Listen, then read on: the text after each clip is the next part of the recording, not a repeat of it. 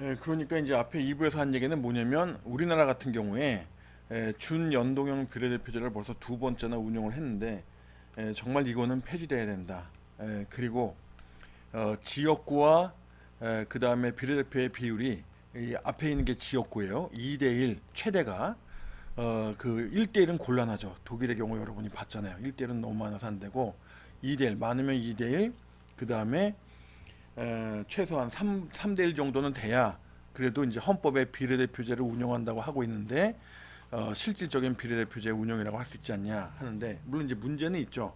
뭐냐면 이게 그 지역구 국회의원들의 이해관계 때문에 3대1로 이렇게 지역 비례대표 의석수를 늘리는 게 현실적으로 이것도 거의 지금 불가능에 가까운 거로 지금 되고 있어서 또 다른 뭔가 새로운 방안을 마련해야 되는데 그런데 이제 그 요번 지방선거 2026년 지방선거에 도입된 거는 일부 그냥 그 뭡니까 중대선거구제를 또 도입하고 있죠. 하여튼간에 참 그 적어도 독일의 이거는 정말 아니다. 응? 독일이 비록 선진국이긴 하지만 우리가 따라갈 수 있는 그런 모델하고는 너무나 거리가 먼 게 아니냐. 우리의 현실하고도 안 맞고. 하여튼 그래서 다시 본론으로 와가지고 그래서 이제 뭐냐면은 의원 내각제의 수상이 대통령 중심제의 대통령보다 훨씬 더 강력하다는 겁니다. 그리고 아까 얘기했나요? 임기 제한도 없어요. 의원 내각제의 수상은. 그러니까 메르켈 총리 네 번이나 했지 않습니까? 네 번이면 4, 4, 16. 어, 영국의 연방 하원, 영국의 하원 의원은 임기가 5년이고 독일이나 프랑스는 임기가 4년이에요. 그 네 번이었으니까 16년 했잖아요. 그러니까 어느 뭐로 보나 임기 제한도 없고 그 다음에 의원 내각제의 수상은 항상 의회의 과반수 이상의 지지를 확보하고 있다는 점을 봤을 때 대통령 중심제의 대통령이 과연 의원 내각제의 수상보다 더 강력할 수 있겠냐 이렇게 반문하지 않을 수가 없고요. 그 다음에 이제 대통령 중심제의 경우에는 이제 분점 정부, 그 divided government 이런 이제 정착의 용어가 있어요. 이게 바로 뭐냐? 바로 우리나라에서 흔히 말하는 여소야대인 거예요. 그래가지고 이제 여소야대 하면 이제 윤석열 정부 때 우리가 겪었죠. 그래가지고 2024년도에 그 뭡니까 국회의원 선거를 했는데 그때 그 이제 그 뭡니까 이런 거죠.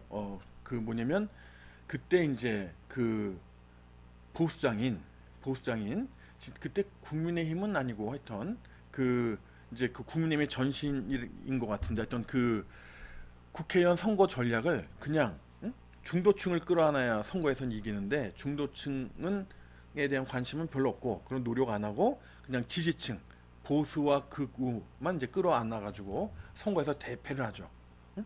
2020년에 그런데도 2024년에 또 그렇게 한 거예요 선거를.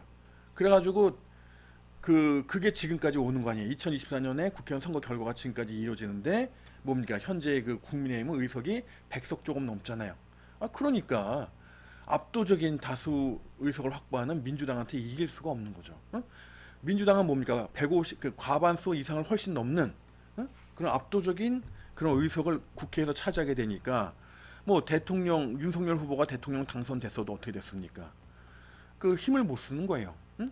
그러니까 서로 이제 막 그냥 그러니까 원래 이제 그 여소야대가 되면 대통령의 이런 어떤 그 국정 운영 능력이 약화되기 때문에 야당과 협의하면서 뭔가 타협 좀 절충점을 이끌어내는 이런 식으로 국정을 운영해야 되는데 그냥 야당이 그 안 따라온다고 응? 야당 탓만하고 또 야당은 야당대로 뭡니까 그 자신들의 주장을 이제 고수하니까 대화가 안 되는 거 아니에요.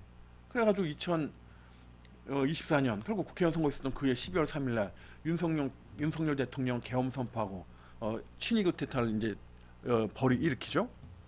그 결과 어떻게 됐습니까? 결국 탄핵당하고 지금 법정에서 재판받고 있잖아요. 응?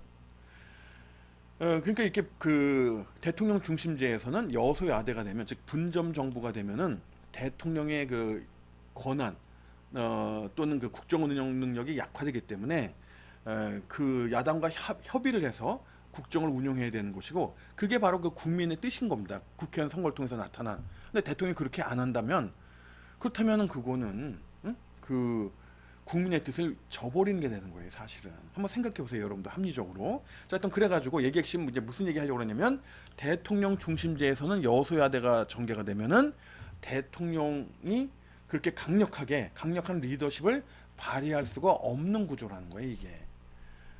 그래서 이제 다시 한번 얘기하면 의원 내각제의 수상보다 대통령 중심제의 대통령이 강할 수가 없다는 겁니다, 구조적으로. 그런 게 있고요. 자, 그래가지고 이제 이런 의원 내각제 대통령 중심제의 어떤 그 특징의 차이를 좀 비교를 해봤습니다. 자, 그래서 이제 여기서 우리가 이제 볼 거는 이제 전에 내가 절차적 정의, 절차적 민주주의가 매우 또 중요하다. 실체적 정의 이런 거 못지않게 실체적 정의 못지않게 이제 절차적 정의도 중요하다고 그러는데 바로 미국의 연방 선거 제도를 보면은 절차를 그러니까 또 얼마나 중요한 역할을 하는지 그래서 이 절차를 잘 만들면 그러면은 정말 그 실체적 정의를 이룰 수도 있는 그래서 이 절차도 매우 중요하다는 걸 강조를 했었는데 그걸 이제 미국의 연방 선거 제도를 보면 우리가 쉽게 그걸 이해할 수가 있습니다. 자, 무슨 소리냐 하면은 미국은 양원제죠. 우선 미국의 양원제가 왜 도입됐냐 하면은 유럽하고 달라요. 유럽에서 양원제가 도입된 거는 원래 뭡니까? 전제 군주 국가에서 이제 시민 국가로 넘어오면서 뭐냐면은 이제 의회 제도가 확립이 됐죠. 근데 이제 그러니까 뭡니까? 그 과정에서 그런 이제 그 진행되는 과정에서 이제 처음에는 의회가 뭡니까? 그 양원제가 아니었죠. 이제 귀족 중심의 이런 이제 의회가 구성이 됐었는데 그래서 이제 군주의 어떤 그 군주에 대한 어떤 권한 행사의 견제 수단으로 의회가 이제 이런 귀족 중심으로 이루어진 이런 의회에서 그런 견제 수단 역할을 했는데 이제 뭡니까? 그 전제군주 국가에서 근대 시민 국가로 넘어오면서 시민 계급이라는 것이 만들어지죠. 그러면서 이런 그 평민들이 이제 그 경제력이 신장이 되면서 이제 그들의 발언권도 커지는 겁니다. 그래가지고 뭐냐면은 이제 이 평민 계층에서 자신들의 대표를 의회에 보낼 수 있는 그러한 그 창구를 만들어 달라는 요구가 빗발치죠. 그러면서 이제 새롭게 도입된 것이 하원이죠.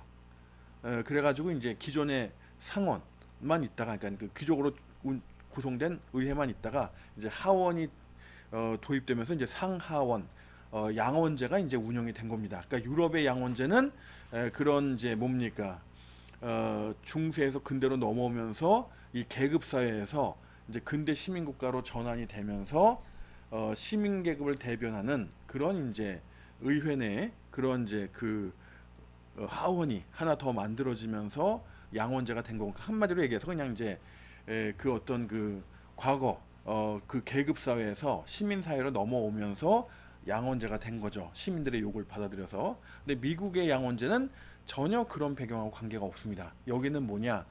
자, 미국은 뭡니까? 13개의 주가 독립해서 13개의 국가로 되면서 그 13개의 국가가 합의해서 하나의 연방 국가를 만든 거 아니에요.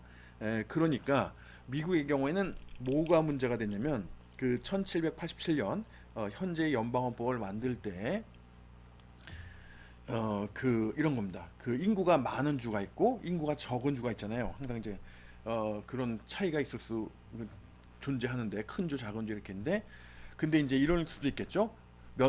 그 주에 땅이 넓은 주, 땅이 면적이 작은 주, 자원이 풍부한 주, 자원이 적은 주, 그 다음에 경제력이 강한 주, 경제력이 약한 주, 인구가 많은 주, 인구가 적은 주, 여러 가지 요소가 있을 수 있는데 핵심은 뭐냐? 인구입니다. 자원, 뭐 산업, 그 다음에 땅 크기, 토지 이런 거는 부차적 인구에 불과해요. 중요한 거는 그 주에 주민이 얼마나 있냐 이게 법에서 중요한 겁니다. 왜? 그 주민들이 투표권을 갖고 있는 유권자니까 핵심은 그 유권자 즉 주민의 수가 가장 결정적인 거예요. 법에서. 그래서 이제 핵심 뭐냐면 인구가 많은 주, 인구가 적은 주가 있는데 미국에서는 이제 이런 이제 의회를 구성하는데 그러면 각 주별로 연방 의원을 몇 석씩 할당할 거냐 이런 이제 논의를 한 거죠. 헌법을 만들면서. 그런데 이제 인구가 많은 주는 인구 비례로 해야 된다. 즉 인구가 많은 주에게 더 많은 연방 의석을 할당해야 된다. 이런 주장을 하는 거고. 뭐 당연하겠죠. 예, 인지상정. 그게 꼭 옳거나 좋은 게 아니라 자연스러운 거죠, 보통. 근데 인구가 적은 주는 뭡니까? 그게 무슨 소리냐? 우리가 인구가 적지만 우리도 원래 하나의 국가였다. 국가 대 국가 대등한 관계니까. 그렇다면은 어떻게 해야 되느냐 하면은 똑같은 수의 의석이 각 주에 할당이 돼야 된다. 이렇게 이제 인구가 그 적은 주는 그렇게 주장을 하는 거죠. 그래서 그 1787년 미국의 연방 헌법을 만들 때 이제 그 인구가 많은 주하고 인구가 적은 주가 의견이 이제 대립하는 거예요. 의례 볼 수 있는 그런 그 경우죠. 그래서 이제 결국 어떻게 타협이 됐냐 하면은 결국은 이제 절충안 정치는 타협이죠. 그래서 결국 이제 상원 의원은 뭐냐면 주의 비례 주의 대표로 선출이 되고 하원 의원은 주민의 대표 이런 식으로 개념이 정립이 된 거예요. 그래서 주의 대표니까 각 주별로 2명씩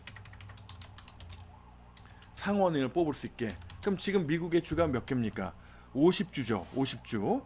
자, 50주면은 뭐냐면 이거 주식 아니에요. 50주. 그래서 워싱턴 DC는 주가 아니죠, 여러분. 그러니까 워싱턴 DC는 빼고 50개 주니까 현재 상원의원이 몇 명이다? 100명이 있는 겁니다. 100명이. 알겠죠? 하원은 주민의 대표예요. 그래서 여기는 인구 비례로 뽑습니다. 그래서 최소 한 명은 있어야 될 거 아니에요. 그리고 그 인구 비례로. 그래서 이제 인구가 가장 많은 주가 미국의 캘리포니아 주죠. 캘리포니아 주의 하원 의원은 그 50명이 넘어요. 50명이. 그리고 이제 저 미국 그 뭡니까? 그 북부, 중북부라고 해야 되나요? 그 내륙에 그 북부에 있는 주들. 여러분이 잘 아는 뭐 몬태나나 와이오밍, 노스다코타, 사우스다코타. 여기는 인구가 적기 때문에 뭐 인구 한 50만 좀 넘어요, 여러분. 그러면 이제 그 달서구의 인구가 50만 넘잖아요. 그러니까 한 명, 하원의원 한 명. 그래서 거기는 오히려 그런 인구가 매우 적은 주는 상원의원은 2명인데 하원의원은 1명. 원래 상원의원이 더 권위가 있죠. 그런데 그러고 왜 임기도 길어요. 상원의원은 6년. 그 다음에 하원의원은 2년. 알겠습니까? 임기가 짧아요. 그래서 이제 훨씬 더 권위가 있고 그런데도 이제 오히려 이런 인구가 아주 적은 주에서는 하원 의원이 희소한 이런 이제 현상이 벌어지기도 한 겁니다. 자, 그렇게 해서 이제 상원은 다시 한번 얘기하지만 이제 그 인구가 적은 주가 주장한 것처럼 동수의 상원 의원을 갖다가 각 주별로 할당을 했다. 그래서 각 주별로 인구가 많든 적든 관계없이 똑같이 2명의 상원 의원을 갖고 하원 의원은 인구 비례로 해서 각 주에 최소 한 명은 그 보장을 해주고 인구가 많은 주는 뭐 최대 50명 이상까지 하원 의원이 있게 되는 이런 식으로 해서 바로 이러한 인구가 많은 주와 인구가 적은 주의 어떤 주장을 절충하는 과정에서 미국의 양원제가 도입됐고 그래서 미국은 상원 의원도 선거를 통해 선출합니다. 그러니까 유럽의 상원 의원하고는 달라요. 선출 방식이. 그래서 그 점을 여러분이 주의하면 좋을 것 같고요. 그 다음에 이제 마지막 대통령 중심제의 대통령. 미국의 대통령은 어떻게 되냐 하면은 임기가 4년이죠. 임기가 4년. 그 다음에 연임 그 1회 연임 1회가 가능하죠. 원래는 여러 번 알다시피 미국의 대통령의 경우에 헌법에 연임 제한 규정이 없었어요. 그런데 이제 그 여러분이 잘 아는 2차 대전 당시에 그 루즈벨트 대통령이 4선에 성공합니다. 네 번째 당선이 된 거예요. 그리고 나서 한 달 만에 사망을 해가지고 부통령이었던 트루먼 부통령이 대통령직을 승계해서 사실상 뭐 4년에 가까운 임기를 대통령직을 수행하죠. 기간 동안. 그래서 그 후에 이제 다시 논의를 한 거예요. 그래가지고 그때 이제 헌법을 개정해서 뭡니까? 이제 한 번만 더 할 수 있게 이렇게 이제 개정이 된 겁니다. 자, 그러니까 이제 여기서 우리가 어떤 공통점을 발견할 수 있는데 이게 뭐냐 하면은 하원 의원의 임기가 2년. 그러니까 어떻게 돼요, 여러분? 올해 선출되면 벌써 내년에 재선 준비해야 되는 거예요. 정말 바쁘죠. 정말 바쁘고 항상 선거구 관리 신경 써야 되고 유권자의 반응에 가장 민감한 게 뭐 하원 의원이다. 임기 면에서 봤을 때 뭐 그렇게 얘기할 수도 있겠죠. 그다음에 이제 하원 의원 임기 2년. 그러니까 그다음에 대통령이 4년. 그 다음에 상원의원 6년 해서 다 2의 배수예요. 그래서 이제 무슨 얘기를 하려고 그러는 거냐면 올해 미국의 그 대통령 올해 미국의 이제 미국의 대통령이 아니고 중간 선거가 있죠. 중간 선거가 뭐냐 하면은 자꾸 기침이 나네. 자, 올해가 몇 년입니까? 2026년이죠. 자, 2024. 그럼 이제 2024년에 미국의 대통령 선거가 있었던 거예요. 그렇죠. 그리고 그 다음에 이제 2028년도에 다시 또 대통령 선거가 있게 되죠. 그렇죠. 그리고 다시 또 2030년. 중간 선거라는 말이 왜 나왔냐 하면은 그러니까 이제 그 미국은 매 2년마다 전국적인 선거가 있는 거죠. 매 2년마다. 그럼 어떻게 되냐 하면은 미국 올해 이제 11월 달에 중간 선거가 있는데 왜 중간 선거냐? 대통령 선거가 있는 그러니까 대선인 때가 큰 선거라고 하면 그러니까 이제 2024년도에 뭡니까? 대통령 새로 뽑았죠. 하원 의원 100% 교체하죠. 그다음에 상원 의원은 임기가 6년인데 그 뭡니까? 2년마다 선거를 하니까 대략 3분의 1씩 뽑아요. 3분의 1씩. 그러니까 이제 100명을 6년마다 그러니까 요것도 또 중요한 거예요. 점진적으로 항상 그 구성을 갖다가 이제 바꾼다는 거죠. 근데 흥미로운 것은 이런 그 미국 정부의 연방 선거제도의 원리가 유엔에도 있다는 거예요. 유엔에도. 왜냐면 이제 유엔을 주도적으로 만든 게 미국이니까 사람이 다 이제 뭐냐면 자기 알고 배운 거 경험이 기초가 되는 거거든요. 그러니까 무슨 얘기냐면 유엔의 안전보장이사회는 상임이사국은 이제 그냥 종신이라고 할 수 있겠죠. 반면에 이제 다섯 개의 상임이사국은 종신인데 나머지 10개의 비상임이사국 임기가 2년이에요. 2년. 근데 어떡하냐? 매년 5개국씩 조치해요. 응? 같죠? 그런 점에서 그것만 안전보장이사회의 비상임이사국만이 아니고 경제사회 이사회 이사국은 원래 27개국이었다가 두 번의 개정을 거쳐서 현재 2배가 됐어요. 54개국. 임기가 3년이에요. 어떻게 됩니까? 매년 3분의 1씩 바꿔요. 매년 3분의 1씩. 그러면 3분의 1이면 어떻게 됩니까?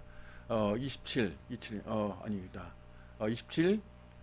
아하, 이게 몇 개냐? 이거 지금 미리 다 해놓고 해야 되는데 이 얘기를 그냥 갑자기 잠깐만요. 원래 18개국이었는데 이거 욕하는 거 아니에요, 여러분. 18개국 처음에 이제 18개 국가였다가 거기서 50% 늘렸어요. 경제사회 이사국 수를 그래서 50% 늘리니까 27개 국가가 되죠. 거기서 다시 더블 그래서 54개국. 그러니까 이제 매년 3분의 1, 18개 국가씩 선출합니다. 알겠습니까? 그리고 유엔의 그 ICJ 국제사법재판소 재판관은 임기가 9년이에요. 모두 15명의 재판관으로 구성되는데 현재는 이제 안전보장이사회의 상임 비상임 이사국 국가 그러니까 안전보장이사회 이사국 전체 수가 15개국인데 그 15개국하고 같죠? 15명의 재판관이 있는데 여기는 임기가 9년이에요. 질문. 그러면 이런 원리대로 한다면 임기가 9년인 재판관이 15명인데 몇 년마다 몇 분의 1씩 바꿀까요? 정답은 3년마다 3분의 1, 즉 5명씩 새로 선출을 한다는 겁니다. 근데 그 바로 유엔의 그 주요 기관의 구성의 원리가 뭡니까? 이런 미국의 연방 기관, 대통령, 상원의원, 하원의원 여기서 이제 특히 이제 상원의원 구성의 원리랑 다르지 않고 그러니까 점진적으로 이제 구성의 변화를 선거를 통해서 가져온다는 거죠. 그러니까 점진적인 변화, 이제 그런 접근 방식인 거예요. 하여튼 그래가지고 매 2년마다 그러니까 뭐냐면 근데 이제 대통령 선거인 때가 큰 선거라고 할 수 있는데 2024년도에 대통령 새로 뽑고 하원의원 100% 새로 뽑고 상원의원은 대략 3분의 1 교체하는 겁니다. 2년마다. 그러니까 올해 중간 선거잖아요. 11월 달에 했는데 대통령은 안 뽑죠. 그런데 이제 상원의원은 이때도 한 3분의 1 교체하고 하원의원은 전원 새로 또 뽑는 겁니다. 그런 식으로 해서 이제 4년마다 대선이 있는 전국적인 선거가 치러지죠. 그러니까 이거를 큰 선거라고 할 수 있어요. 대통령을 뽑는 선거를 대통령 더군다나 이제 중심제 국가니까 그렇게 봤을 때 대선과 대선 사이에 있는 요 선거를 이제 중간에 있어서 중간 선거라고 할 수 있고 자, 이 중간 선거에 또 정치적 의미가 있어요. 이 미국의 연방 선거 제도는 상당히 내 개인적으로는 아주 높이 평가하는 어떤 그 절차적인 그 정의, 실체적 정의를 둘 다 추구하는 그러니까 절차적 정의를 잘 운용해서 실체적 정의를 갖다 구현하는 이런 한 예라고 아주 이상적인 그런 예 중에 하나로 볼 수 있는데 보는데 개인적으로는 그게 무슨 소리냐 하면은 자 대선으로 새롭게 대통령이 뽑았어요. 그럼 이 대통령은 그 만약에 이제 트럼프 대통령이 연임이지만 만약에 이제 올해 처음 뽑혔다 그러면 이제 4년 뒤에 연임을 하고 싶어 하겠죠. 왜냐하면 보통 최근에 선거를 보면 대통령이 다 연임에 성공했잖아요. 근데 자기만 이게 또 남들 다 하는데 못하면 이제 상대적으로 이제 그런 게 있기 때문에 당연히 뭐 트럼프 대통령이 이번에 연임했으니까 이제 다음번에는 이제 새로운 후보가 공화당에서도 나올 가능성이 높은데 지금 뭐 다른 얘기도 있지만 어쨌든 기본적으로 그렇죠. 그런데 만약에 이제 새로 선출된 대통령이다 그러면 뭡니까? 연임에 당연히 도전을 하겠죠. 그러면은 국정 운영도 이런 걸 염두에 두고 하는 거예요. 실제로는 여러분 그 법하고 달라서 정치는 그 현실이잖아요. 그렇죠? 자 그래서 그 그래가지고 이제 그 뭐냐면은 연임에 좀 그 유리하도록 그렇게 국정을 운영을 할 수가 있죠. 그게 선거 운동이냐 아니냐 이런 거는 좀 상당히 애매할 수 있죠. 왜냐면 그냥 국정 운영 하는 거니까. 근데 이제 유권자들이 원하는 쪽으로 이렇게 가면은 임기 그러니까 그 뭡니까 2028년 선거 좀 전에 특히 유권자들의 좀 반응에 신경 쓰는 국정 운영을 하면 그게 당연히 득표에 유리할 거 아니에요. 그러니까 기존의 대통령이 좀 유리한 구도죠. 그게 원래 그래요. 좀 실제로 그런 면이 있고.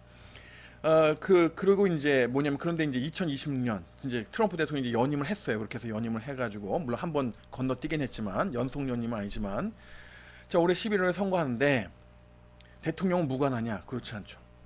대통령이 정치를 잘했으면 이때 여당 후보들이 그 의석을 많이 차지하겠죠.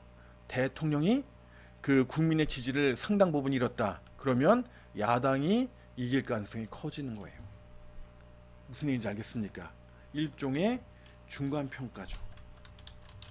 여러분으로 치면 중간 시험 보는 거랑 비슷한 거예요. 알겠습니까?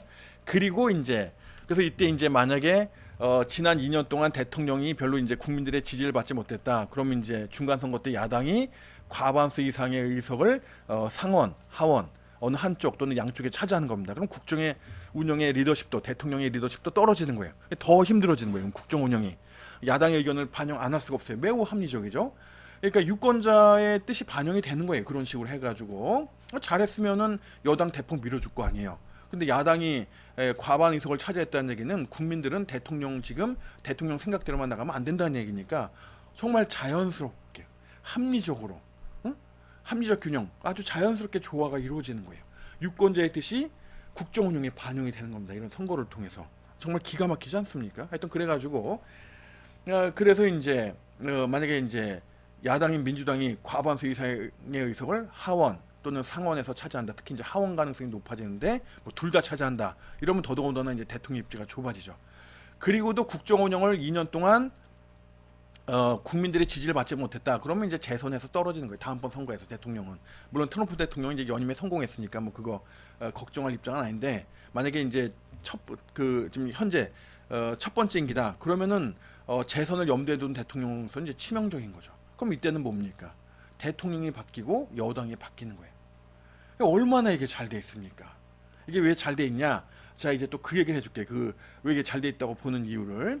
자 그게 무슨 소리냐 하면은 우리가 이제 그 뭐냐면은 이런 거죠. 뭐냐 하면은 우리가 이제 제7장에 보면은 이제 헌법의 의유와 기능이라는 걸 하는데 여기서 이제 뭘 하냐면 우리가 뭘 했냐면 여기는 이제 유튜브에 올리는 이제 동영상이죠. 특정 학회 수업 보강용 그 비대면 수업 그게 아니고 이건 이제 유튜브에 올리는 거니까 보강이 아니고 그냥 그 앞에 거 다 봤다고 전제하는 거니까. 근데 거기에 보면은 뭐가 있냐면은 이제 헌법의 기본 질서에 이제 민주적 기본 질서가 있잖아요. 자 이걸 또 봐야 돼요. 자 여기서 우리가 생각할 건 뭐냐 하면은 여러분은 민주주의를 지지합니까? 나는 민주주의를 지지해요. 그 이유가 개인적으로는 아주 명확합니다. 그게 무슨 소리냐 하면은 그 앞서도 얘기한 것처럼 원래 민주주의라는 것이 이런 그 다원주의 사회를 전제로 해서 이런 다원주의 사회에서 이런 사회의 구성원들이 다양한 이념과 가치를 가지고 있다고 전제하고 근데 이러한 사람들이 평화롭게 공존할 수 있는 방법이 뭐냐 그런 방안을 생각하다가 뭡니까 하나의 그 해결책으로 도입된 것이 민주주의예요. 그래서 이 민주주의에서는 다수결의 원칙이 적용되죠. 공리주의가 얘기하는 최대 다수의 최대 행복 해가지고, 그래서 다수결의 원칙을 기본으로 하고 조금 더 이제 발전한 수준 높은 민주주의에서는 이제 소수의 의견을 또 존중하는, 그래서 이거 어떤 조화를 추구하는 이런 게 가장 좀 현실적으로 바람직한 형태가 아닌가 생각을 하는데, 얘기의 핵심은 뭐냐 하면은 나는 왜 민주주의를 지지하냐, 그 이유를 지금 얘기하려고 한 겁니다. 자, 이어진 내용은 4부에서 보겠습니다.